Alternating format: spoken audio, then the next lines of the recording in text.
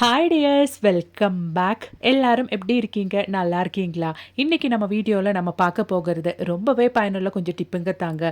இன்றைய காலகட்டத்தில் நிறைய பேர் ஃபேஸ் பண்ணுற மிகப்பெரிய ஒரு பிரச்சனை தான் சீக்கிரமாக முடி நரைச்சி போகிறது, அதாவது ப்ரீமெச்சூர் கிரே. அந்த மாதிரி முடி நரைக்க ஆரம்பிச்சிருச்சுன்னா கடையிலேருந்து கண்ட கண்ட கெமிக்கல்ஸ் எல்லாம் வாங்கி ட்ரை பண்ணுவோம். அதுக்கப்புறமேட்டு கொஞ்சம் நரைச்ச முடி நிறைய நரைக்கிற ஒரு நிலைமைக்கு தான் மாறிடும். அந்த மாதிரி இல்லாமல் இப்படி நீங்கள் ஒரு முறை ஹேர் டே செஞ்சு பாருங்கள், உங்களுக்கே அந்த ஒரு வித்தியாசம் தெரிய வரும். அது மட்டும் இல்லாமல் ரொம்பவே ஸ்பெஷலான, அதுவும் நோம்பு ஸ்பெஷலான பத்திரை செய்யறதுக்கு இதுக்கு மேலே ரோலிங் பின் அது மட்டும் இல்லைங்க, ப்ரெஸ் எதுவுமே தேவையில்லை, கையால் குழைச்சி எடுக்கவும் வேண்டாம். அப்போ எல்லோருமே வீடியோ ஒன்று ஃபுல்லாக ஸ்கிப் பண்ணாமல் பாருங்கள் ஃப்ரெண்ட்ஸ். அப்போ நம்மளோட டேஸ்டியான நோம்பு ஸ்பெஷல் பத்திரை செய்யறதுக்காக வேண்டிட்டு நான் இந்த ஒரு பவுலில் தாங்க மெஷர் பண்ணியிருக்கேன். அந்த பவுலில் ஒரு பவுல் அளவுக்கு பச்சரிசி பொடிச்சது, அதுவும் ரேஷன் பச்சரிசி பொடிச்சது தான் சேர்த்துருக்கேன். தேவையான அளவுக்கு உப்பு போட்டு அதுக்கப்புறமேட்டு நம்ம பச்சரிசி பொடி சேர்த்த அதே பவுலில் 1.25 பவுல் அளவுக்கு தண்ணி சேர்த்துக்கலாம். அந்த தண்ணி நல்லா நம்ம இந்த மாதிரி மிக்ஸ் பண்ணி ஒரு பேட்டர் கன்சிஸ்டன்சிக்கு, அதாவது நம்ம தோசையெல்லாம் ஊற்றுற அந்த ஒரு கன்சிஸ்டன்சிக்கு நம்மளோடது மாவை இந்த மாதிரி நம்ம மிக்ஸ் பண்ணி எடுத்துடலாம். கை வலிக்காமல் சாதாரணமாக பத்திரிக்கையில் நம்ம மாவு பிசையும் போது நல்லா சூடோடவே வாட்டி அந்த சூடோடவே நம்ம குழைச்சி எடுக்கணும். அந்த மாதிரி இல்லாமல் இனி பிகினர்ஸாக இருந்தாலும் நிமிஷத்தில் எவ்வளோ பத்திரி வேணாலும் சுட்டு எடுக்கலாங்க.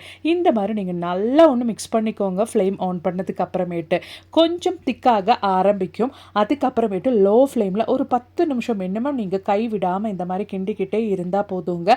அந்த மாவு கரெக்டான பதத்துக்கு நமக்கு கிடைச்சிரும். பாருங்கள், இப்போ கொஞ்சம் திக்காக ஆரம்பிச்சிருச்சு. இந்த ஸ்டேஜில் நம்ம லோ ஃப்ளேமில் போட்டு ஒரு 5-10 நிமிஷம் நம்ம கை விடாமல் நம்ம கிண்டிக்கிட்டே இருந்தால் போதுங்க. ஈஸியாக நம்மளோடது மாவு நமக்கு ஈத்து மாதிரி ரெடியாகி கிடைக்கும். உங்களுக்கு லைவாக பார்க்கலாம். நல்ல பர்ஃபெக்டாக அந்த பேனில் இருந்து நம்மளோடது மாவு ஒட்டாமல் வரணும். அதுதான் நமக்கு கரெக்டான பதம். இப்போ பாருங்கள், நம்மளோடது பத்திரிக்கான மாவு நம்ம கை தொடாமல் குழைச்சி எடுத்துட்டோம். ரொம்பவே ஈஸியாக இந்த மாதிரி தான் பத்திரிக்கை மாவு பிசைறீங்க அப்படின்னா எவ்வளோ பேருக்கு வேணாலும் ஈஸியாக சுலபமாக நீங்கள் பத்திரிக்கை மாவு பிசைஞ்சு எடுத்துருவீங்க. அவ்வளோதான். இப்போ நல்லா சூடாடுறதுக்காக வேண்டிட்டு இந்த மாதிரி நல்ல க்ளோஸான கண்டெய்னரில் நம்ம போட்டுக்கலாம். அப்போ தான் நல்லா கரெக்டாக நமக்கு சூடாரி கிடைக்கும். அதுக்காக வேண்டி தான் ஒரு 10 நிமிஷம் டைம் நம்ம மாற்றி வச்சிட்டோன்னா நல்லா சூடாரி கிடைச்சிரும். பாருங்கள், அவ்வளோதான். 10 நிமிஷம் நான் மாற்றி வச்சாச்சு. நம்மளோடது பத்திரிக்கையான மாவு நல்லாவே சூடு ஆறிடுச்சுங்க. இப்போ நாம் கையில் கொஞ்சம் ஆயில் ஸ்ப்ரெட் பண்ணிவிட்டு குட்டி குட்டி போல்ஸ், அதாவது பத்திரிக்கை தேவையான குட்டி குட்டி பால்ஸ் நம்ம ரெடி பண்ணி எடுத்துடலாம். ரொம்பவே சுலபமாக நிமிஷத்தில் இனி 50 இல்லைங்க 100 பத்திரி வரைக்கும் தனியால் நின்று நம்ம ரெடி பண்ணிடலாம். இந்த ஒரு நோம்பு டைமுக்கு ரொம்பவே ஈஸியான ஒரு மெத்தடுங்க. கண்டிப்பாக ஸ்கிப் பண்ணாமல் பாருங்கள். அவ்வளோதான். நம்மளோட பத்திரிக்கை தேவையான மாவெல்லாம் நான் இந்த மாதிரி குட்டி குட்டி பால்ஸாக ரெடி பண்ணி எடுத்தாச்சு. இப்போ நமக்கு தேவையானது இந்த மாதிரி பிளாஸ்டிக் கவர் தாங்க. இந்த பிளாஸ்டிக் கவரை நான் இந்த மாதிரி கரெக்டாக கட் பண்ணி ரெடி பண்ணி எடுத்துட்டேன். நீங்கள் எவ்வளோ லேயராக வைக்கிறீங்களோ, அதாவது எவ்வளோ பத்திரி ஒரே டைம் செய்யணும்னு நினைக்கிறீங்களோ அவ்வளோ நீங்கள் இந்த பிளாஸ்டிக் கவர் கட் பண்ணி எடுத்துக்கலாம். நான் இங்கே 5 பத்திரிக்கை தான் இங்கே பிளாஸ்டிக் கவர் கட் பண்ணி எடுத்திருக்கேன். இப்போ நம்மளை உருட்டி எடுத்த அந்த ஒரு மாவு இந்த மாதிரி நம்ம பிளாஸ்டிக் கவருக்கு மேலே வைக்கணும். அதுக்கு முன்னாடி நம்மளோடது பத்திரி ஒட்டாமல் இருக்கிறதுக்காக வேண்டிட்டு நம்ம கட் பண்ண பிளாஸ்டிக்கு மேலே இந்த மாதிரி நீங்கள் ஈவனாக ஆயில் ஸ்ப்ரெட் பண்ணிக்கோங்க. அப்போ நாம் ப்ரெஸ் பண்ணி எடுக்கும்போது, அதாவது ரோலிங் பின் எல்லாம் இல்லாமல் தான் நம்ம இது செய்கிறோம். அப்போ நமக்கு ஒட்டாமல் இருக்கிறதுக்காக வேண்டி தான் எல்லா பிளாஸ்டிக்லேயும் நம்ம ஆயில் ஸ்ப்ரெட் பண்ணுறோம். அதுக்கப்புறமேட்டு ஒவ்வொரு பிளாஸ்டிக்காக வச்சுட்டு நீங்கள் இந்த மாதிரி கரெக்டாக ஈவனாக அந்த பத்திரி நிகழ்த்துறதுக்காக வேண்டிட்டு இந்த மாதிரி மேலே மேலே கரெக்டாக நீங்கள் வச்சுக்கோங்க. நான் இங்கே 5 பத்திரிக்கான மாவு தாங்க வச்சுருக்கேன். இந்த மாதிரி நான் வீடியோவில் காமிக்கிற மாதிரி கரெக்டாக ஜஸ்ட் ஒன்று கையில் ப்ரெஸ் பண்ணிவிட்டு நீங்கள் வச்சுக்கோங்க. அப்போ நமக்கு இந்த மாதிரி ஒரு பிளேட் யூஸ் பண்ணி ப்ரெஸ் பண்ணும்போது அது ஈவனாக ப்ரெஸ் ஆகி கிடைக்கும். அவ்வளோதான். இந்த மாதிரி ஒரு பிளேட் எடுத்து நான் வீடியோவில் காமிக்கிற மாதிரி ஜஸ்ட் ஒன்று நீங்கள் திருப்பி கொடுத்தா போதுங்க. ஒரு பத்திரி நிகழ்த்துற டைமில் நமக்கு 5 பத்திரி நிகழ்த்தி எடுத்துடலாம். நான் இங்கே கட் பண்ண பிளாஸ்டிக் 5 பிளாஸ்டிக் தான், அதனால தான் நான் இங்கே 5 பத்திரி நிகழ்த்தி எடுத்திருக்கேன். இப்போ நம்ம ப்ரெஸ் பண்ணி எடுத்த அந்த பத்திரி ஒரு தட்டில் இந்த மாதிரி கொஞ்சம் பத்திரி பொடி எடுத்துட்டு, அதாவது நம்ம ரேஷன் பச்சரிசி பொடிச்சு அந்த ஒரு பொடியே தான் நான் எடுத்திருக்கேன். இந்த மாதிரி நம்ம ப்ரெஸ் பண்ணி எடுத்த அந்த பத்திரிக்கு மேலே 2 சைடும் ஈவனாக நீங்கள் தேய்ச்சி விட்டுட்டிங்கன்னா நம்மளோட பத்திரியோட டேஸ்ட்டு நமக்கு கரெக்டாக வந்துருங்க. இந்த மாதிரி செஞ்சால் போதும். போதும் நொடியில் யார் வேணாலும் எவ்வளோ பத்திரி வேணாலும் கை வலிக்காமல் சுட்டெடுத்துடலாம். இந்த மாதிரி செய்யும்போது நம்மளோடது பத்திரியும் நல்ல பர்ஃபெக்டாக நமக்கு கிடைக்குங்க. அவ்வளோதான் பாருங்கள், நான் 5 பத்திரி நான் இங்கே பர்ஃபெக்டாக ரெடி பண்ணி எடுத்தாச்சு. இப்போ நம்ம பத்திரி சுட்டு எடுக்கிறதுக்காக வேண்டிட்டு தோசை பேன் தான் நாங்கள் யூஸ் பண்ணிகிட்ருக்கிறேன். ஒரு பேனில் நம்ம 2 பத்திரி சுட்டு எடுத்துக்கலாம். நான் இங்கே உங்களுக்கு பர்ஃபெக்டாக வருது அப்படின்றது காமிக்கிறதுக்காக வேண்டிட்டு இப்போ நான் ஒரு பத்திரி தாங்க உங்களுக்கு சுட்டு காமிக்கிறேன். நம்மளோட பேன் கொஞ்சம் பெருசாக இருந்தால் 2லேருந்து 3 பத்திரி கூட நம்ம சுட்டு எடுத்துக்கலாம். பாருங்கள், நல்லா உப்பி வந்துருச்சு, நல்லா சாஃப்டாகவும் இருக்குது நம்மளோடது பத்திரி. இந்த மாதிரி தான் பத்திரி செய்கிறோன்னா எவ்வளோ பத்திரி வேணாலும் நொடியில் செய்யலாம். ட்ரை பண்ணி பாருங்கள் ஃப்ரெண்ட்ஸ். அப்போ இனி நமக்கு நம்மளோடது அடுத்த டிப் ஒன்று பார்த்துடலாங்க. அதுக்காக வேண்டிட்டு நம்ம ஹோட்டல்லேருந்து ஃபுட்டு வாங்கும்போது கிடைக்கிற பாத்திரம் நம்ம எடுத்துடலாம். வீடியோவில் காமிக்கிற மாதிரி நீங்கள் 2 சைஸ் பாத்திரம் எடுத்துக்கோங்க. அதில் அந்த சின்ன சைஸ் பாத்திரத்தில் நம்ம நைஃபை நல்லா சூடு பண்ணிவிட்டு நான் உங்களுக்கு காமிக்கிற மாதிரி அந்த ஒரு இடத்துல நீங்கள் மார்க் பண்ணிக்கோங்க. அதுக்கப்புறமேட்டு நம்ம கரெக்டாக நைஃப் சூட் பண்ணிவிட்டு கட் பண்ணி எடுக்கும்போது கரெக்டாக இருக்கும்.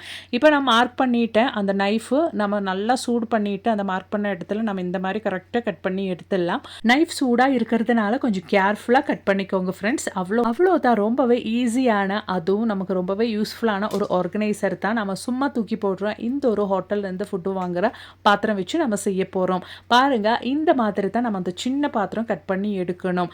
அதுக்கப்புறமேட்டு அந்த உள்ளே இருக்கிற ஷார்ப்னஸ், அதாவது கட் பண்ணி எடுத்தால் அந்த ஒரு பகுதியோட ஷார்ப்னஸ் போகிறதுக்காக வேண்டிட்டு நைஃபை நம்ம மீண்டும் சூடு பண்ணிவிட்டு இந்த மாதிரி சைட்ஸில் வச்சு கொடுத்துட்டோம். அந்த ஷார்ப்னஸ் எல்லாம் ஈவன் ஆயிரும்.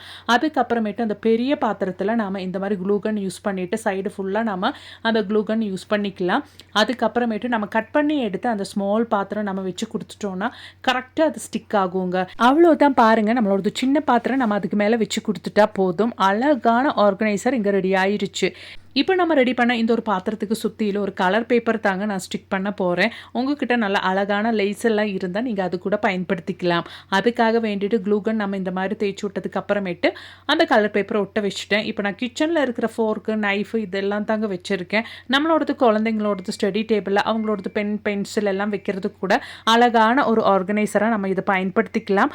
கண்டிப்பாக ட்ரை பண்ணுங்கள். பிடிச்சிருந்தால் லைக் பண்ணுங்கள் ஃப்ரெண்ட்ஸ். அப்போ இனி நமக்கு நம்மளோடது அடுத்த டிப் ஒன்று பார்த்துடலாங்க. அதுக்காக வேண்டிட்டு 1 டேபிள் ஸ்பூன் அளவுக்கு நல்லா திக்கான தயிர் தாங்க நான் சேர்த்துருக்கேன். ரொம்பவே புளிச்ச தயிர் எடுக்கக்கூடாது. அதோடவே ஒரு 1/4 டீஸ்பூன் அளவுக்கு அலோவேரா ஜெல்லு கூட நம்ம சேர்த்துக்கலாம். உங்கள் கையில் ஃப்ரெஷ்ஷான அலோவேரா லீவ்ஸ் இருந்தால் நீங்கள் அதில் இருந்து கூட ஜெல்லு மிக்சியில் போட்டு அரைச்சி சேர்த்துக்கலாம். இப்போ நமக்கு அதோடவே தேவையானது பிளாக் ஹென்னா தாங்க. ஹெர்பல் அடங்கிய கெமிக்கல் இல்லாத அமோனியா ஃப்ரீயான பிளாக் ஹென்னா நம்ம ஆயுர்வேதிக் ஷாப்பில் கேட்டால் நமக்கு கிடைக்கும். அதை நான் 1 டீஸ்பூன் அளவுக்கு சேர்த்துருக்கேன். நம்ம முடியோட அளவுக்கு தகுந்த மாதிரி நம்ம எடுத்த இன்க்ரீடியன்ட்ஸ் எல்லாம் நம்ம எடுத்துக்கலாங்க. அவ்வளோதான். இப்போ நம்மளோட பிளாக் ஹென்னா நல்லா நம்ம மிக்ஸ் பண்ணிக்கலாம். நிறைய பேருக்கு இருக்கிற பிரச்சனை தான் எப்படி தான் ஹெர்டே பண்ணாலும் அலர்ஜி வருது அப்படின்றது. அது மட்டும் இல்லை, டேண்ட்ரஃப், முடி கொட்டி போகிற பிரச்சனை. அது மட்டும் இல்லை, ஒரு டைம் ஹெர்டே பண்ணாலே முடி ரொம்பவே ட்ரை ஆகுறது அப்படின்றதெல்லாம். அந்த மாதிரி இல்லாமல் நீங்கள் இதுக்கு மேலே பிளாக் ஹென்னா செய்யும்போது, அப்படி இல்லைன்னா ஹெர்டே செய்யும்போது தயிர் கூட சேர்த்து இந்த மாதிரி ஒரு டைம் செஞ்சு பாருங்கள். உங்கள் முடி அதுக்கப்புறமேட்டு ட்ரை ஆகாது, முடி கொட்டி போகாது. அது மட்டும் இல்லைங்க, டேண்ட்ரஃப் தொல்லையும் உங்களுக்கு இருக்காது. அது மட்டும் இல்லைங்க, நம்ம இந்த மாதிரி ஹேர்டே ரெடி பண்ணிட்டோன்னா அதை ரெஸ்ட் பண்ணுறதுக்காக ஒன்றும் நீங்கள் வைக்கணுன்ற அவசியம் இல்லைங்க. நல்லா இந்த மாதிரி தயிரோடு மிக்ஸ் பண்ணிவிட்டு உங்கள் வெள்ளை முடியில் நீங்கள் அப்ளை பண்ணிக்கலாம். இந்த மாதிரி நம்ம ஹேர்டே ரெடி பண்ணும்போது அந்த கலர் ரொம்ப நாளைக்கு நிற்கவும் செய்யுங்க. இனி நீங்கள் ஹேர்டே பண்ணும்போது ஒரு முறை இப்படி ஒன்று ட்ரை பண்ணி பாருங்கள். எப்படி தான் ஹேர்டே செஞ்சாலும் நிறைய பேருக்கு அந்த ஒரு ஹேர்டே செட் ஆகாது. அதனால் கொஞ்சம் நீங்கள் ரெடி பண்ணிவிட்டு உங்கள் வெள்ளை முடியில் அப்ளை பண்ணி அந்த ஒரு ஹேர்டே உங்களுக்கு செட் ஆகுதா அப்படின்னு செக் பண்ணிவிட்டு மட்டும் நீங்கள் முழுசாக உங்கள் தலையில் அப்ளை பண்ணிக்கோங்க.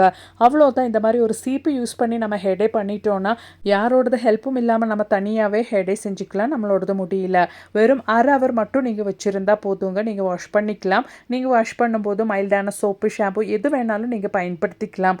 ஒரு முறை போட்டாலே போதுங்க, நல்லபடி உங்கள் முடி கருப்பாக மாறிடும். கண்டிப்பாக ட்ரை பண்ணி பாருங்கள். பிடிச்சிருந்தா மறக்காம ஒன்று லைக் பண்ணுங்கள் ஃப்ரெண்ட்ஸ்.